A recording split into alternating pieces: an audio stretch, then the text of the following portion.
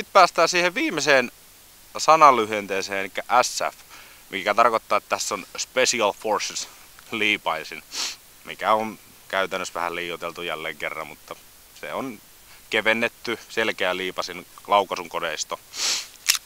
Ase on tyhjä, kun ase viritetään, niin meillä on täällä selkeä tämmönen seinämä. Ja kun sitä lähdetään puristamaan sitä seinämää, puristaa, siinä on pieni semmonen take-up ja sitten se laukee ihan selkeästi. Ase syklaa, meillä on, päästään takaisin, niin löytyy tommonen selkeä resetti. Kyllä ei ole parhaimmasta päästä, mutta tehdasaseeksi erittäin hyvä.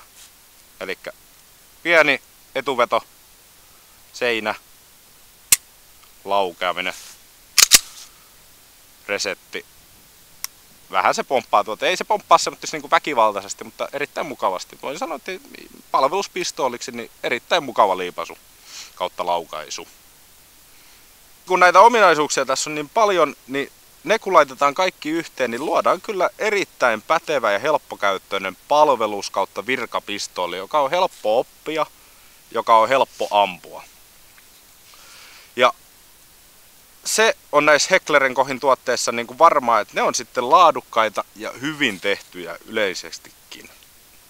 No niin, nyt ollaan tarkasteltu suurin piirtein, että miten ja millainen tämä pistooli on, niin pistetään lippaat täyteen ja liikkuvat taakse ja lähdetään vähän ampumaan ja katsomaan, millainen pistooli tämä oikein on.